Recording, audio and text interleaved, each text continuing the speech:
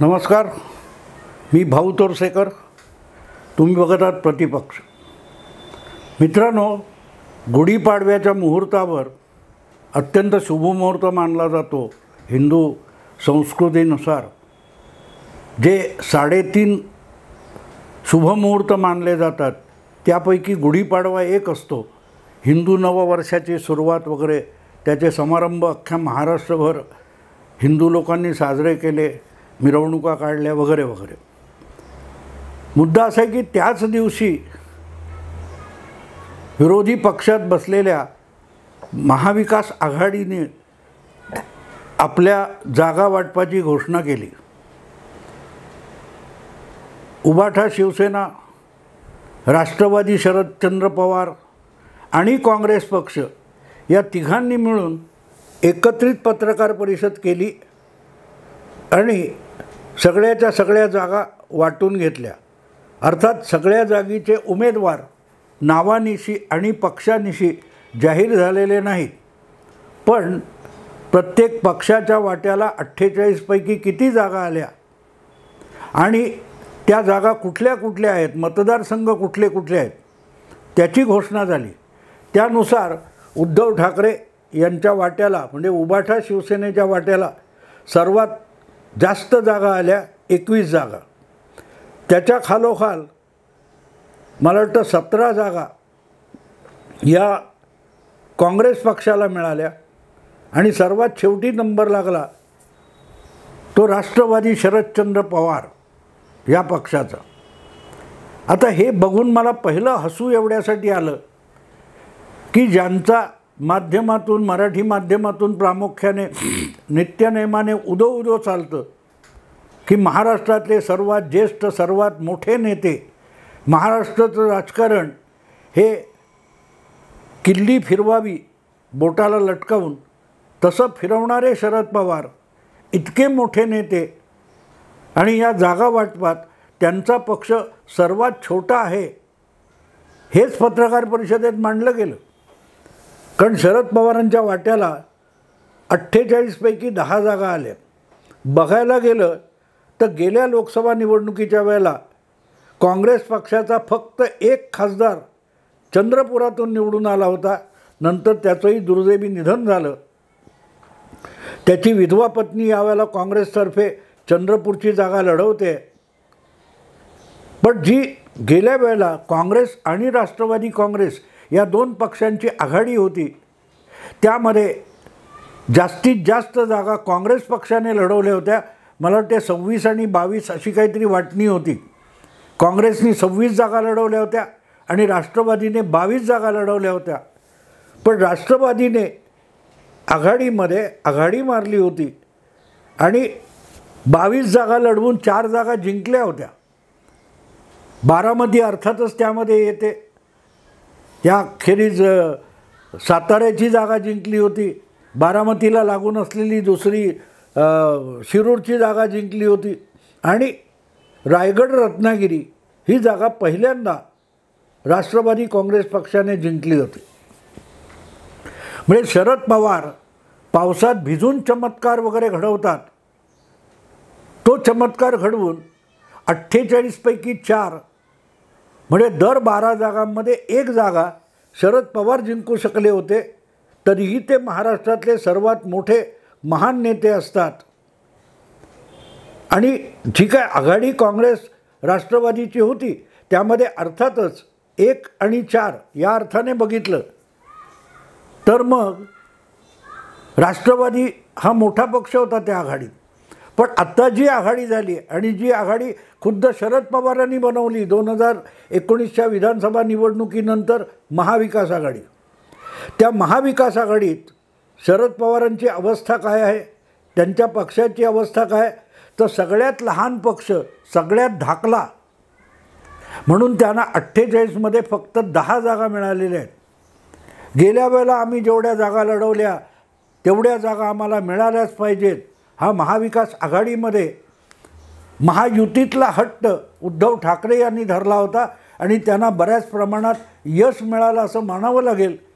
कारण गेल्या वेळेला त्यांनी 23 जागा लढवल्या होत्या, त्यापैकी फक्त 2च जागा ते यावेळेला कमी लढवत आहेत. अर्थात गेल्या वेळेला उद्धव ठाकरे आपला पक्ष घेऊन महाविकास आघाडीतून लढले नव्हते, कारण महाविकास आघाडी नव्हतीच. त्यावेळेला देशामध्ये हुकुमशाही तानाशाही यावी म्हणून उद्धव ठाकरे आपली सगळी ताकद पणाला लावून 2019ची लढवत होते. नरेंद्र मोदींना पंतप्रधान दुसऱ्यांदा करायचं म्हणून उद्धव ठाकरे लढत होते. यावेळेला चित्र बदललेलं आहे. आपणच लागोपाठच्या 2 लोकसभा निवडणुकीत ज्याला हुकुमशहा बनवण्याला प्रचंड मोठं योगदान दिलं, त्याचं परिमार्जन करण्यासाठी उद्धव ठाकरे आता तानाशाही हटवण्यासाठी महाविकास आघाडीतून लढत आहेत. आणि त्यामध्ये त्यांना थोरला भाऊ होण्याचा मान मिळाला, जो आपला महायुतीमध्ये मिळालेला नव्हता. महायुतीमध्ये लोकसभेच्या सर्वाधिक जागा किंवा विधानसभेत सर्वाधिक जागा भाजप लढवत होता. यासाठी तर भांडण होतं. उद्धव ठाकरे यांचा सगळा हट्ट काय होता की शिवसेना हा महाराष्ट्रात थोरला भाऊ आहे आणि ते भाजपला मान्य नव्हतं. म्हणूनच उद्धव ठाकरे यांची जवळजवळ गेली 10 वर्ष धुसफूस चालू राहिलेली आहे. 2014च्या विधानसभा निवडणुकीपासून विधानसभेत आम्ही थोरला भाऊ आहोत आणि तेवढा जर जागांचा वाटा आम्हाला मिळत नसेल तर आम्हाला युती नको, ही भूमिका उद्धव ठाकरेंनी घेतली. आणि तिथून शिवसेना भाजप युतीमध्ये बेबनाव सुरू झाला होता. तेव्हा आपण थोरला भाऊ आहोत हे सिद्ध करण्यासाठी 2014च्या विधानसभा निवडणुकीपूर्वी युती मोडण्यापर्यंत उद्धव ठाकरे यांनी ताणलं आणि अखेर युती तोडली किंवा तुटली, भाजपने तोडली. पण जो हट्ट उद्धव ठाकरे यांनी धरला होता तो किती अयोग्य होता हे 2014च्या विधानसभा निवडणुकीने सिद्ध केलं. कारण ज्यावेळेला उद्धव ठाकरे स्वबळावर लढले आणि सगळे पक्ष स्वबळावर लढले, तेव्हा शिवसेना फक्त 63 आमदार निवडून आणू शकली आणि भाजप 122 आमदारांपर्यंत पोचली. म्हणजे जवळजवळ शिवसेनेच्या दुप्पट आमदार भाजपने निवडून आणले. आणि प्रत्यक्ष मतदाराकडून भाजपने वधवून घेतलं, दाखवून दिलं की 1 नंबरचा पक्ष कोण आहे, थोरला भाऊ कोण आहे. पण सत्तेसाठी अगतिक असलेले उद्धव ठाकरे हे परत त्याच भाजपच्या सरकारमध्ये सहभागी झाले आणि मग त्यांनी परत फणा बाहेर काढला. तो 2019च्या विधानसभा निवडणुकीचे निकाल लागल्यानंतर की आमच्या आमदारांची ताकद कमी असेल तरी मुख्यमंत्रीपदामध्ये अर्धा हिस्सा पाहिजे. आणि ही उद्धव ठाकरे यांची सौदा करण्याची स्टाईल आहे. आमची ताकद किती आहे बघू नका, पण आम्हाला सारखा हिस्सा किंवा मोठा हिस्सा मिळाला पाहिजे. हे महायुतीत जमलं नव्हतं. ते महाविकास आघाडीत उद्धव ठाकरे यांनी सिद्ध करून दाखवलेलं आहे. उद्धव ठाकरे हे आता महाविकास आघाडीमध्ये येऊन त्यांनी काय मिळवलं असा जो प्रश्न विचारला जातो, त्याचं हे एकमेव आणि सर्वात मोठं उत्तर आहे की आपण महाराष्ट्राच्या राजकारणात जी गणितं मांडली जातील तेव्हा ज्या आघाडीत असू ज्या युतीत असू तिथे उद्धव ठाकरे यांना थोरला भाऊ म्हणून मान्यता असली पाहिजे आणि ते देतील त्या जागा इतरांनी गुपचूप स्वीकारल्या पाहिजेत.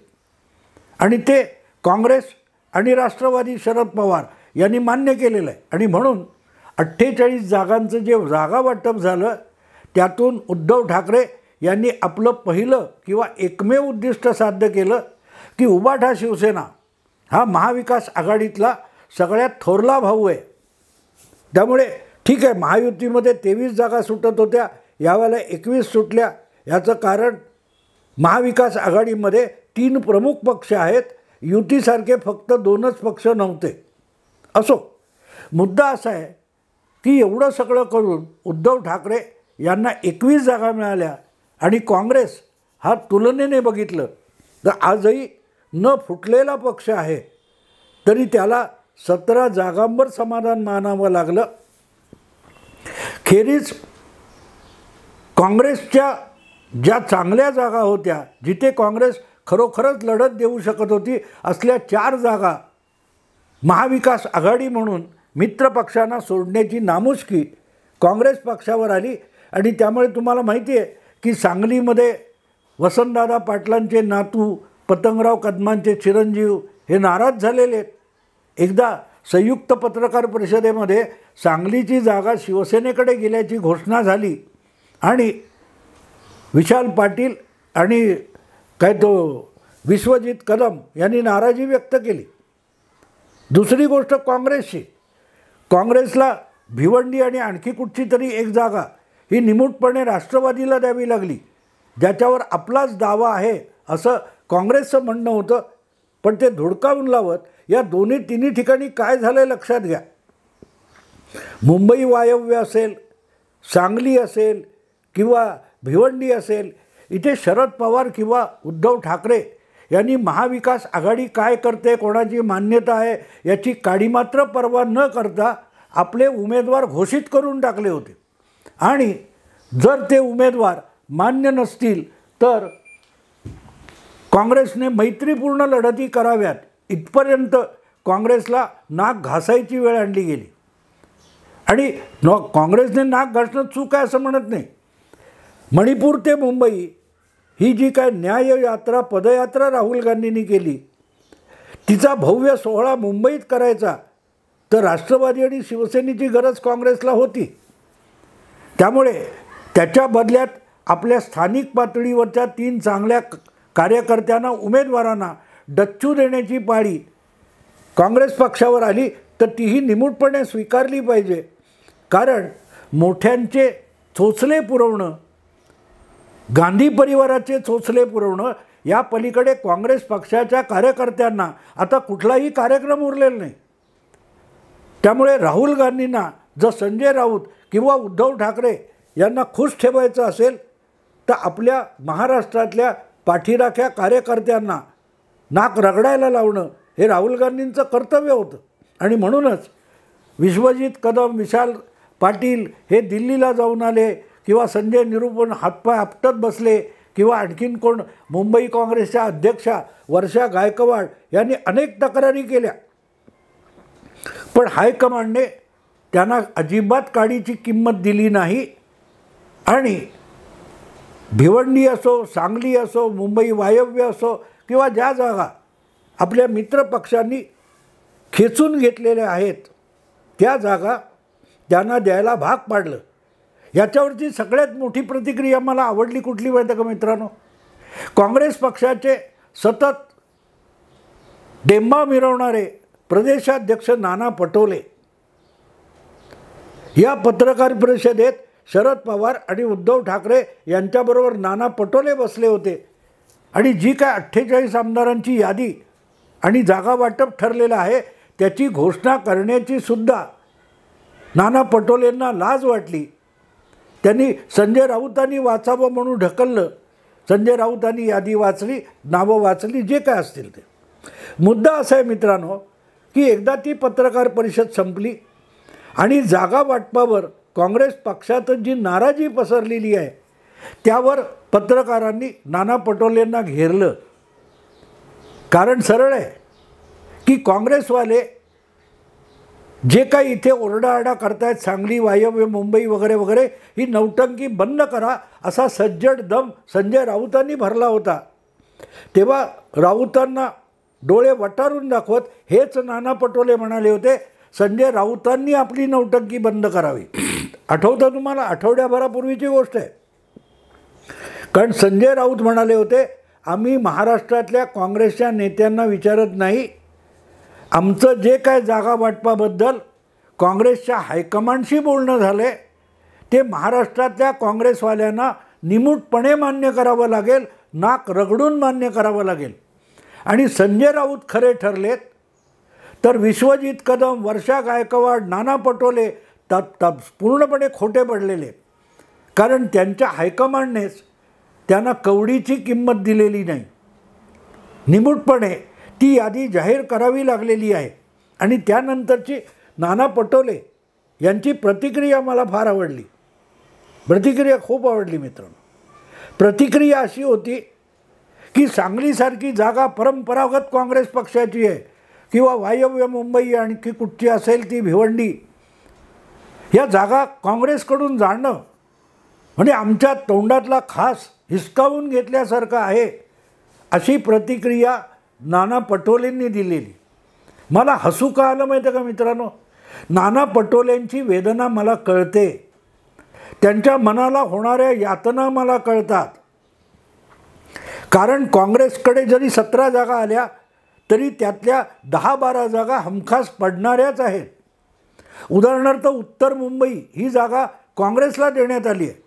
कितीही आदळ आपट केली, जीवाचा आटापिटा केला, तरी उत्तर मुंबईत काँग्रेस जिंकूच शकणार नाही आहे, ती जागा दिली आहे. पण वायव्य मुंबई नाकारली किंवा सांगली. तर तेव्हा नाना पटोले म्हणाले की तोंडातला घास हिसकावून घेतला. अहो नानासाहेब, 4.5 वर्षापूर्वी महाराष्ट्राच्या जनतेने विधानसभेत जे मतदान केलं त्यामध्ये देवेंद्र फडणवीस याच मुख्यमंत्र्याला पुन्हा कौल दिलेला होता. त्यामुळे 2019 नंतरचं मुख्यमंत्रीपद हा देवेंद्र फडणवीस यांच्या तोंडातला घास होता. तो घास हिसकावून सत्तेत जाऊन कोण बसले? राष्ट्रवादी आणि काँग्रेस, नाना पटोलेंचा पक्ष. आणि नाना पटोले विधानसभेचे सभापती झाले होते. देवेंद्र फडणवीसांच्या तोंडून मुख्यमंत्रीपदाचा घास हिसकावून घेणारा कोण होता? उद्धव ठाकरे.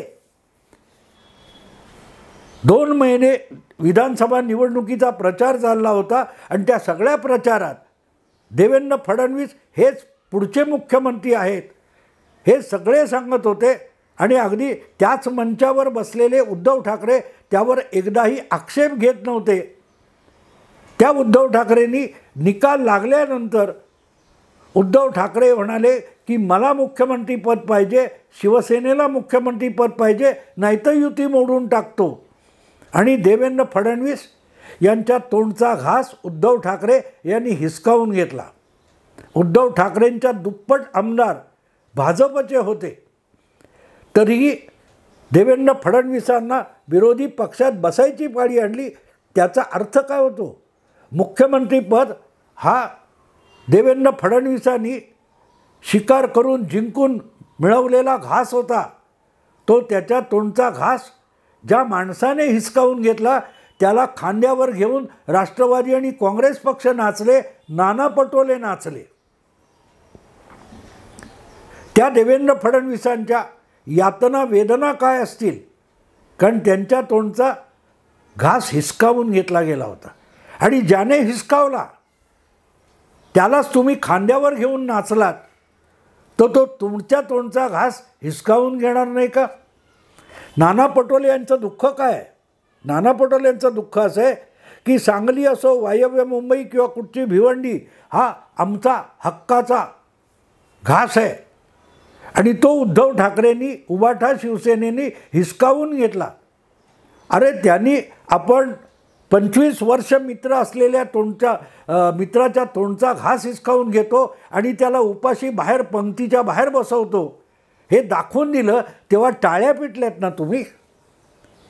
आता त्याच औषधाची चव नाना पटोलेंना चाखावी लागते. आणि हा सगळा प्रकार घडवून आणणारे सर्वात महान महाराष्ट्रातले थोर सर्वात मोठे नेते शरद पवार, त्यांना या सगळ्या राजकारणामध्ये सगळ्यात छोट्या पक्षाचा नेता ठरवलं गेलेलं आहे. कारण शरद पवारांच्या वाट्याला फक्त 10 जागा आल्यात 48 मध्ये. त्यांच्या 1.5 पटीने काँग्रेस पक्षाला जागा मिळाल्यात 10-17 आणि शरद पवारांच्या दुपटीपेक्षा अधिक उबाठा शिवसेनेला जागा मिळालेल्या आहेत. सर्वात मोठा नेता, सर्वात छोटा पक्ष. शरद पवारांची अवस्था बघा मित्रांनो, अवस्था बघा. जे मी ज्योतिषी नाही पण हवा बदलते आहे असं गेली 10 वर्ष सातत्याने सांगून पुन्हा पुन्हा तोंडघशी पडत राहिलेत, त्या शरद पवारांना आपण 22 लोकसभेच्या जागांवरून 10 जागांवर का आलो, यामध्ये आपलं कुठलं कर्तृत्व आहे हे सांगता येत नाही. ते शरद पवार राजकारणाचे वारे बदलत आहेत, असली भाषा करतात, तेव्हा हसावं की रडावं कळत नाही. केलेल्या पापाची फळं म्हणतात ना, तसं आहे. मग ते जितकं नाना पटोलेंच्या बाबतीत खरं आहे, तितकंच ते शरद पवारांच्या बाबतीत खरं आहे. देवेंद्र फडणवीस सुटले, भाजप सुटला. ज्या आडमुठ्या आणि उद्धटपणाला उद्धव ठाकरेंच्या भाजप कंटाळलेला होता, त्याला आदरातिथ्य करून सोबत घेतलं कोणी? काँग्रेस आणि राष्ट्रवादीने. त्यामुळे उद्धव ठाकरेंनी झाडलेल्या लाथा सहन करण्याची सवय आता या दोनही पक्षांना लावून घ्यावी लागणार आहे. मग तो नाना पटोलेंचा काँग्रेस पक्ष असो किंवा शरद पवार जयंत पाटलांचा राष्ट्रवादी काँग्रेस पक्ष किंवा राष्ट्रवादी शरदचंद्र काँग्रेस पक्ष असो, दोघांनाही उद्धव ठाकरे लाथा मारतील, त्यालाच आशीर्वाद समजून जगायची सवय केली पाहिजे. कारण सर्वात मोठा नेता शरद पवार असले तरी सर्वात मोठा पक्ष उभाठा शिवसेना आहे आणि सर्वात लहान पक्ष राष्ट्रवादी काँग्रेस शरद पवार असा आहे. बघू आता, हे जागा वाटप आहे, अजून पुढे राजकारण रंगायचं आहे. कारण अजूनही जागा वाटप झालं तरी त्या जागी उमेदवार कोण याचा खुलासा पुढल्या आठवड्याभरात होईल. तेव्हा अधिक बोलू. आत्ता इथेच थांबतो. आवडलं लाईक करा, शेअर करा, सबस्क्राईब करा.